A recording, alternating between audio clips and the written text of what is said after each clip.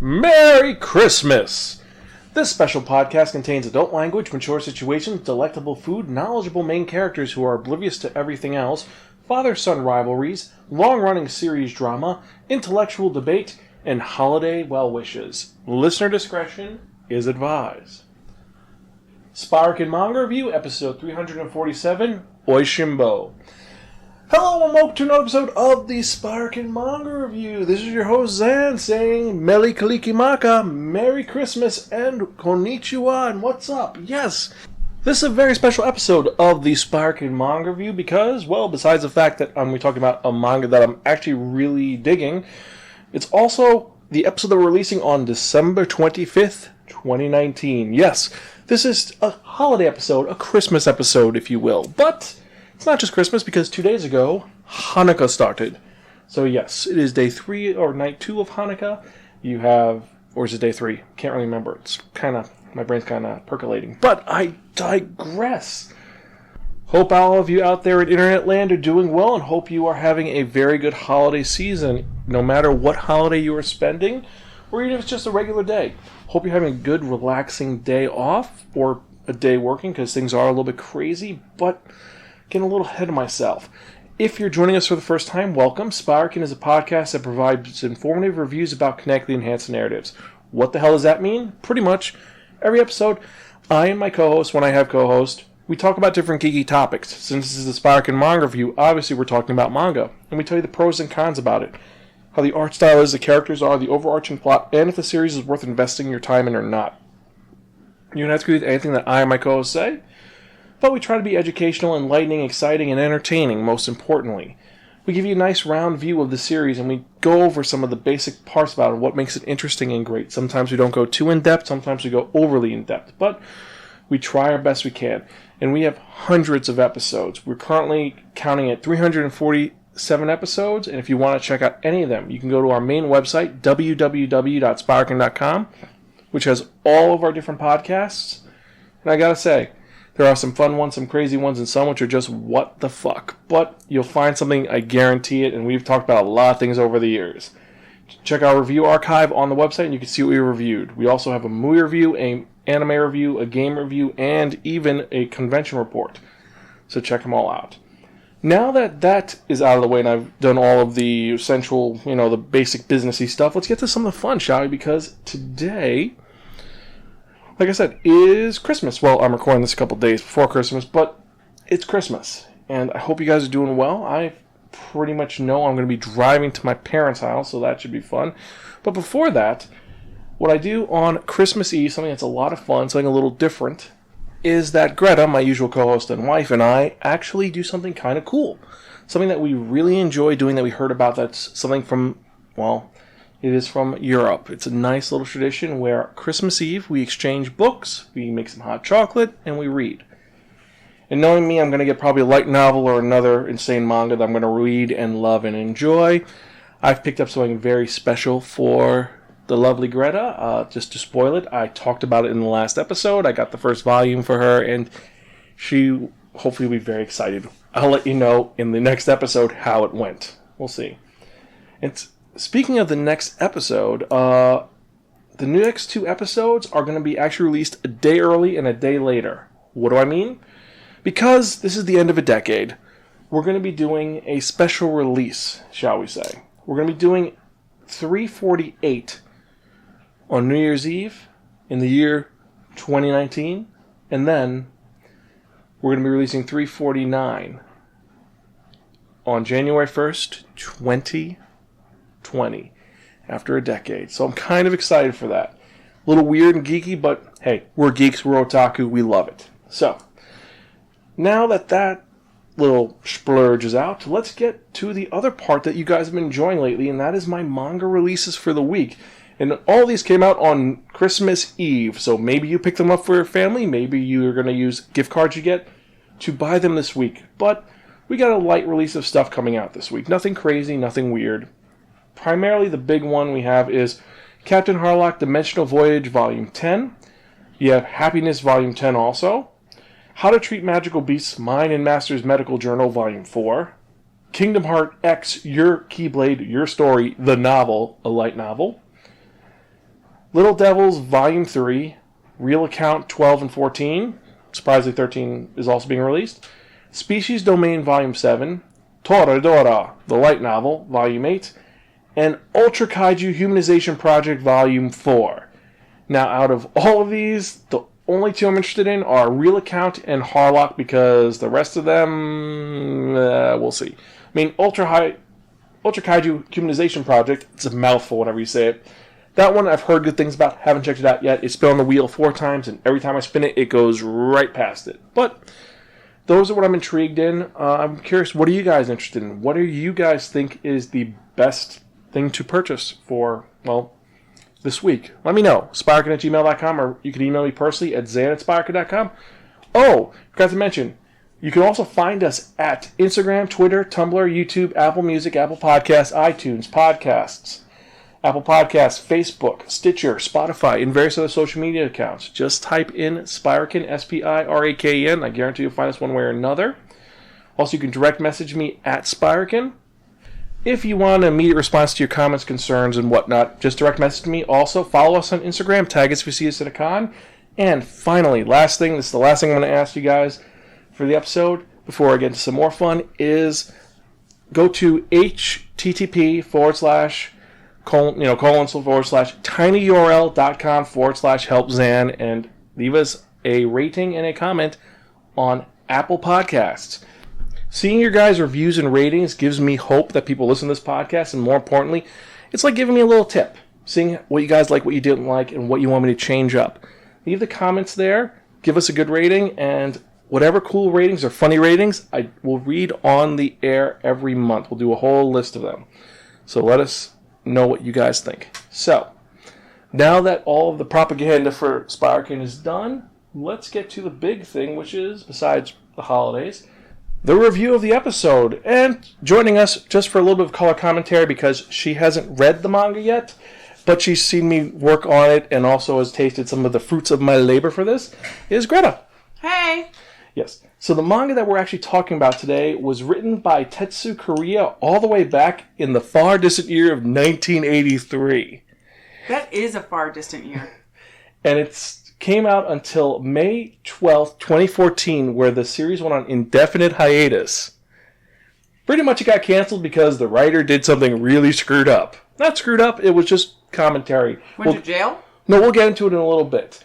But this is the third longest running manga series of all time. It was illustrated by Akira Hanasaki, published by Shogakukan, which means it's released by Viz Media!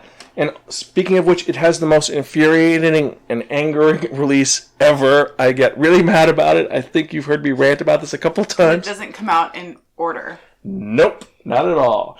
And it is released by Big Comic Spirits. It has a manga series, a live-action movie, which I'm intrigued to see because the whole premise, and it is a cooking comedy series, which has a premise that most people are like, this is kind of boring, but it works. And the series we are talking about is Oishinbo, aka The Gourmet. So, first off, when you hear The Gourmet, what do you think it's about? Fancy food. You'd think that, and it's kind of like that, but not really. I'm going to read you guys the jacket copy of the basic plot. I think it's the translation too, no? Yes, the translation is The Gourmet. Right. And it's, as part of the celebration for its 100th anniversary, the publishers of the Tazai News have commissioned the creation of the Ultimate Menu, a model menu embodying the pinnacle of Japanese cuisine. This all-important task has been entrusted to journalist Yamaoka Shiro, an inveterate cynic who possesses zero initiative, but also is incredibly refined with his palate. And he has an encyclopedic knowledge of food. And he is to create this wondrous feast while being a lazy bum, unmotivated, and, well, he's like a character who's, I'm good at one thing. Everything else I'm terrible at. I can't do my laundry, I can't balance my books, but I'm amazing at this thing. And that's intriguing. He's also assisted by a photographer named Kurita Yuko, who we find out in the first release in the US that eventually he marries her, and they have kids. So it spoils a major plot point really early on in the first English volume. But the release of this is done a la carte. Oishinbo a la carte. They group it into styles of releases by the type of food because there's so much content over the years. They said, oh, this isn't going to sell. This is just going to be released as food. Does that seem like a good idea for a manga series? It's an idea. Well, this is 2009. This was exactly 10 years ago, so they really didn't know what they had on their hands. Mangas weren't as popular as they were, inventive as they were. This actually was released not in the manga section. It was released in the cooking section. That, to me, is confusing, because there's only, like, one recipe per.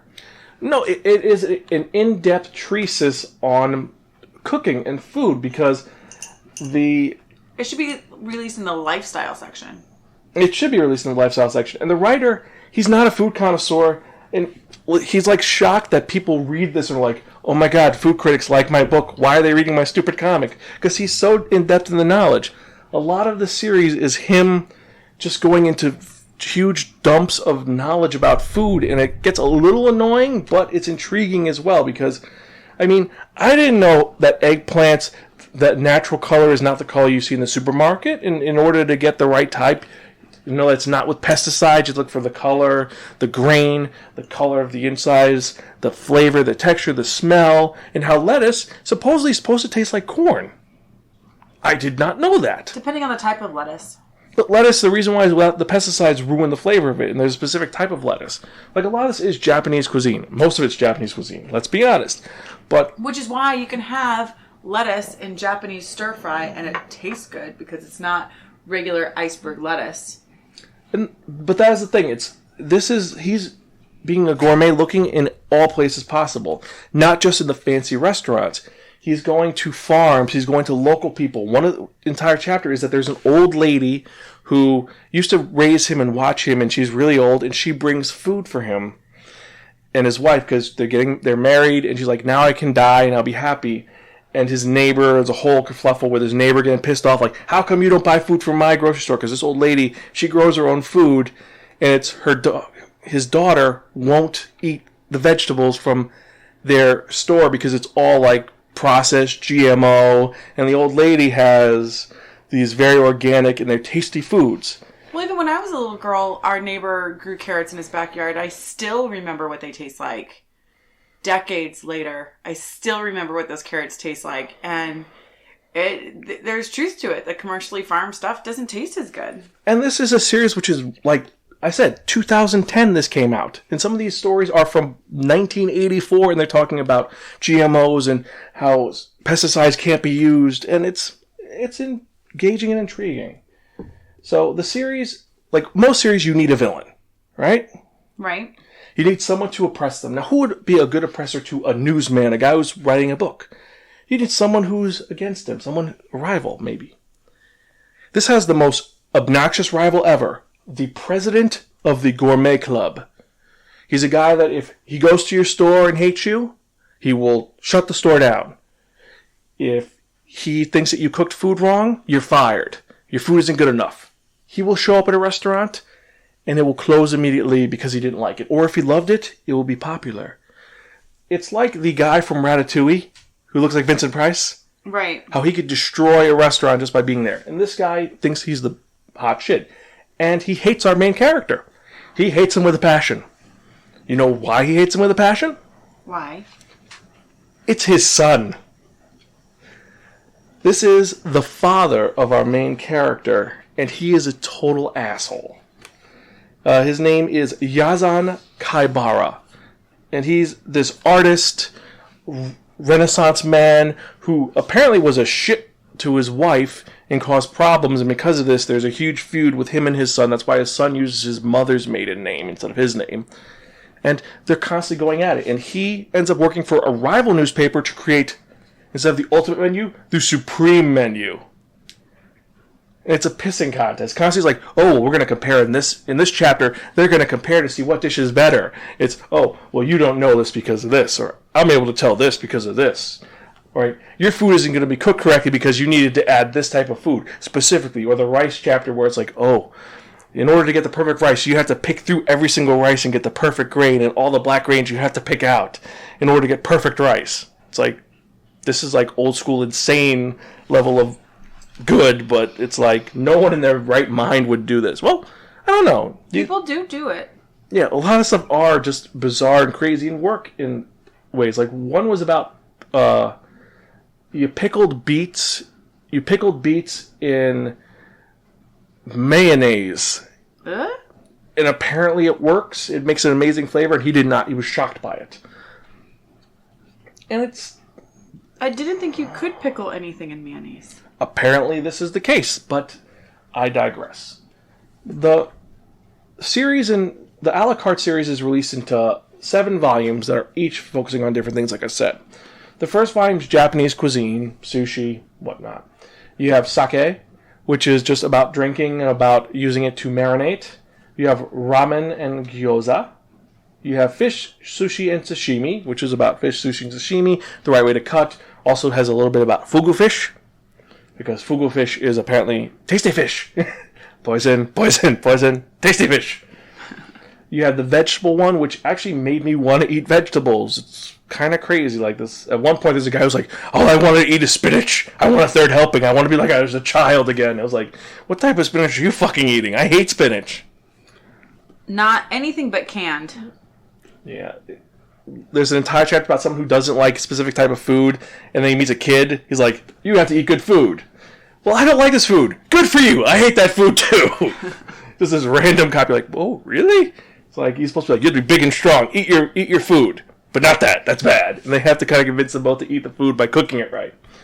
You have The Joy of Rice, which is a love letter to rice and all the different styles of rice.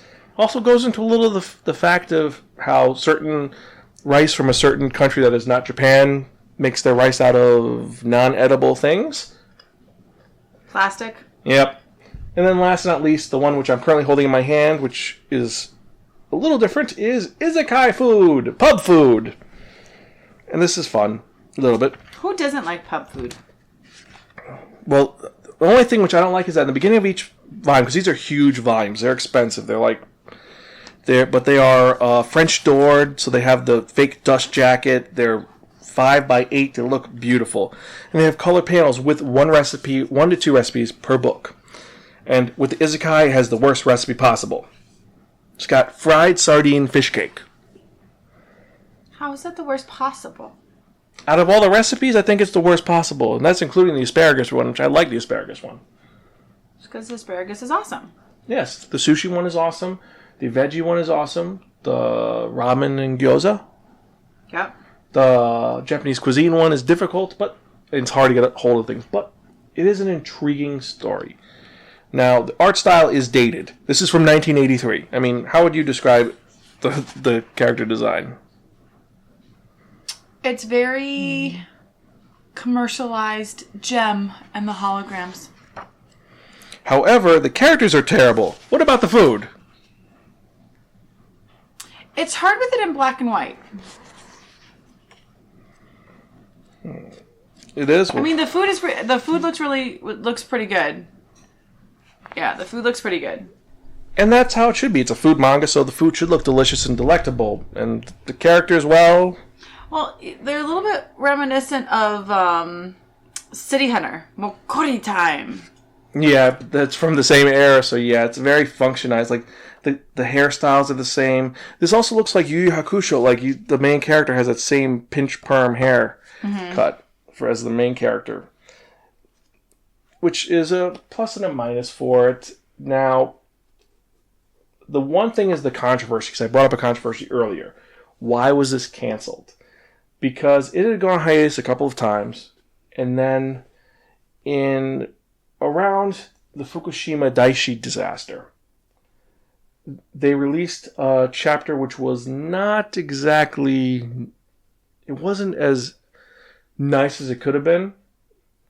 The treatment was kind of washed over, and a lot of people were criticizing it. So Shogakukan Incorporated halted production of Oishinbo temporarily, but this temporarily became... Not so temporary? Yeah. And they said it was part of a scheduled break, but it's been 6 years. Now, the final chapter of Oishinbo that was released before this hiatus gave credit to, and it gave a frank discussion of the radiation effects flowing from the Fukushima Daiichi nuclear disaster. So it's like, I don't want to say too little, too late, but it was like maybe they should have waited till the next chapter came out if this was planned. Well, we know. I don't know. So it's an incomplete series that they've never released. So you've had this thing where the whole story was about the ultimate dish, but it spun off into its own thing, kind of like how One Piece did, or Hajime no Ippo, or so many other long-running series. It's following the track, and then it takes a detour for God knows how long. Forever. Which is why they probably did release the a la carte, but as a completionist, I can't forgive it for that. So it loses points on that. The other thing is, while some of the story is very engaging and intriguing, there are sections where they're talking about the food, where it's just block text. It's just text of the food explaining, no images, and after a while you're like, oh,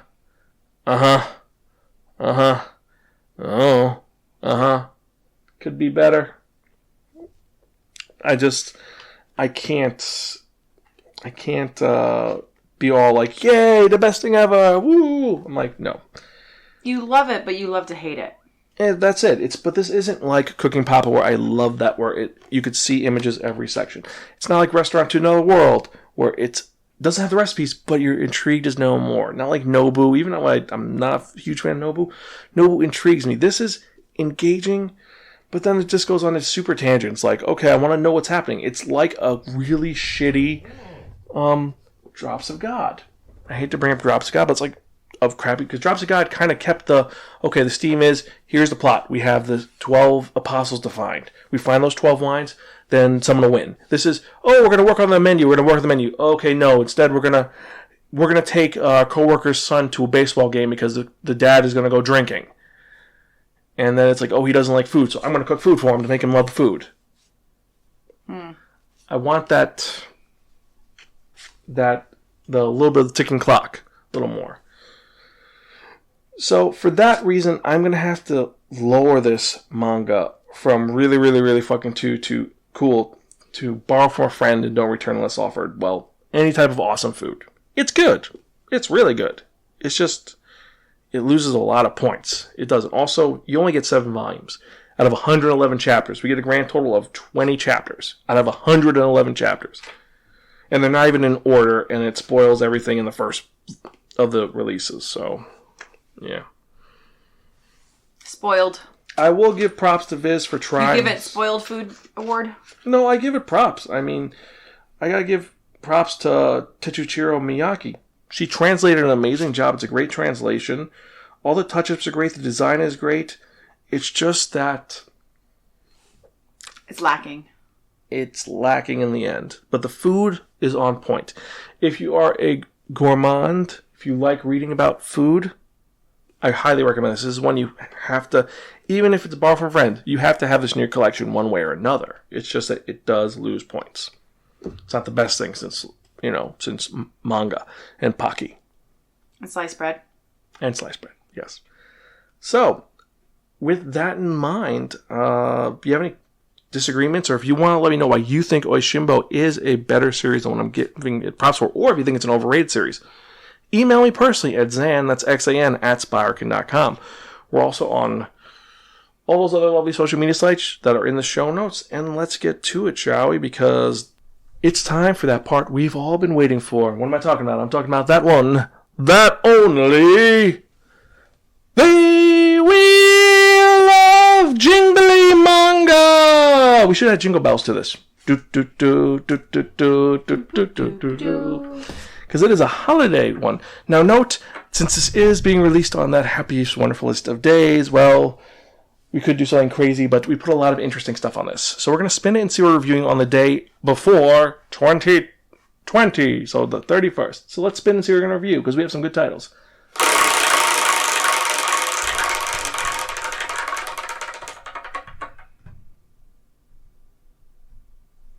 Number 9. Okay, this sounds like a really bad joke. So, Jesus and Buddha walk into a bar. Yeah, Saint Young Men. Hooray! Jesus and Buddha as roommates. What a way to end 2019. It could have landed on today. True. That would have been... That would have been... No. No, that would have been kind of... That could have been like, because they bring up the fact that his birthday, everyone forgets about his birthday. His dad forgets about his birthday. Everyone forgets about his birthday. Technically, his birthday is sometime in October. Supposedly. But that's a conversation for another day. So, with that in mind, spend time with your family, have a good holiday, and, well... We'll see you all soon. We'll see you guys soon, and I'm thinking there's something else we should be saying before my big closing finale. Something big. Besides Mele Kalikimaka and a Haole Makahikiho. Or a Feliz Navidades. Or a Merry Christmas! And a Happy New Year. Boop. Thank you guys for listening. This is Zan. And Greta. We're gone, so I'll catch you guys next time. See ya. Happy holidays.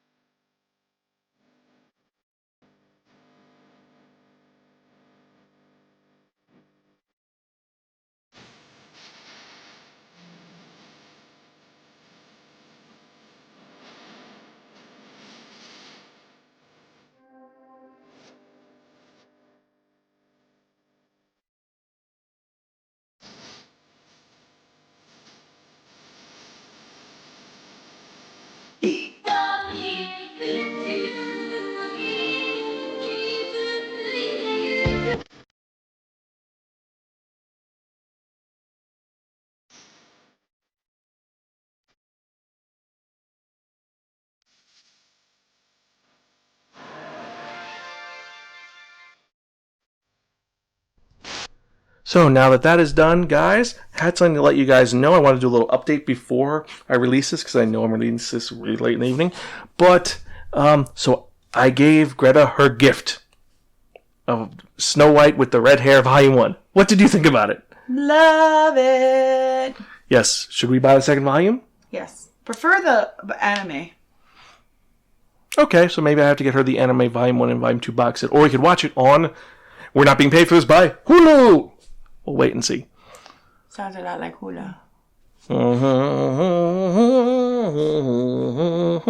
So, quick question before because I have mentioned the secret project at least 1.2. Should we do something with apples for that?